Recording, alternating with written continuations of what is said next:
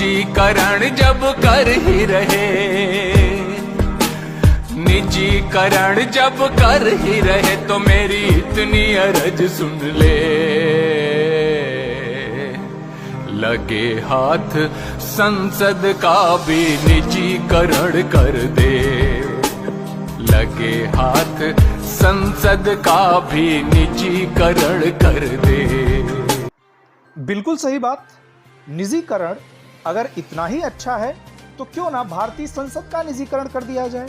हो सकता है कि उससे और ज्यादा विकास संभव हो, क्योंकि आज की जो आइडियोलॉजी है इसी बात पर आधारित है कि अगर प्राइवेटाइजेशन हो जाएगा तो भारत का बहुत अच्छे से विकास हो। खैर छोड़िए, मुद्दे की बात पर आते हैं। आपको अपनी स्क्रीन पर दिखाई दे रहा है वित्त सेवाएं विभाग, वित्त मंत्रालय, भारत सरकार का एक कोटेशन, जिसमें लिखा है, जब उम्र हो 60 के पार, जिंदगी चले वही रफ्तार।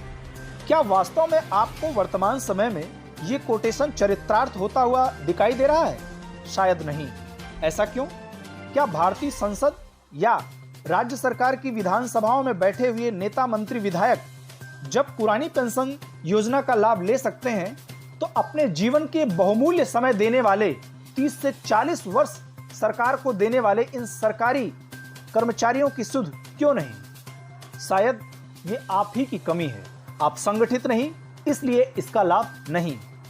आज हमारे बीच कर्मचारियों की आवाज बनकर हाजिर हैं पुरानी पेंशन बहाली की लड़ाई में अपना सहयोग दे रहे सचिन काकुस्थ जी। आइए सुनते हैं क्या कुछ कहते हैं।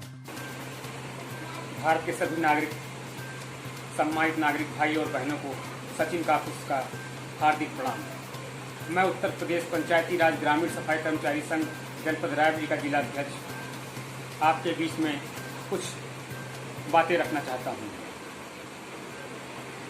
सबसे बड़ा मुद्दा आज का है पुरानी पेंशन का। सरकारी कर्मचारी वर्ग जो भी है पुरानी पेंशन के लिए लड़ाई लड़ रहा है। यूटेक के माध्यम से लड़ाई लड़ी जा रही है। सरकार के कान में आवाज नहीं पड़ी। मैं माननीय प्रधानमंत्री जी से, माननीय योगी आदित्यनाथ जी से ये पूछना चाहता हूँ कि एक देश में दो कानून नहीं चलता है तो एक देश में दो पेंशन क्यों चला रहे हैं? जो कर्मचारी वर्ग आपको 40 वर्ष तक सेवाएं देता है, आपके आदेशों का पालन करता है, उसके साथ ऐसा दुर्व्यवहार क्यों है? अभी आप जान ही रहे हैं कोविड-19 जैसी महामारी फैल रही है।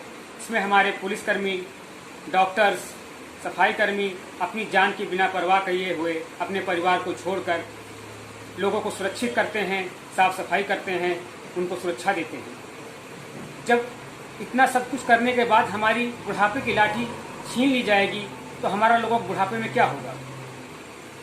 बुढ़ापे का लाठी का मतलब पुरानी पेंशन।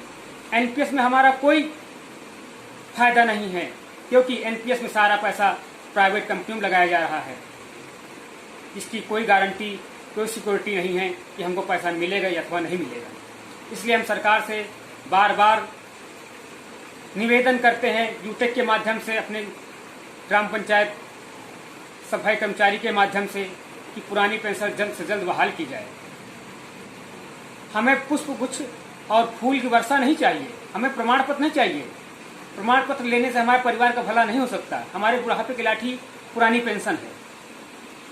फूलों की वर्षा, प्रमाण पत्र या अपने नेताओं को दीजिए, अपने सांसदों, विधायकों को दीजिए। तो आप सबसे सभी से मेरा निवेदन है कि पुरानी पेंशन के लिए एक बार फिर घर से लेकर संसद तक हम लोग संघर्ष करेंगे और पुरानी पेंशन लेकर रहेंगे। जय हिंद, जय भारत।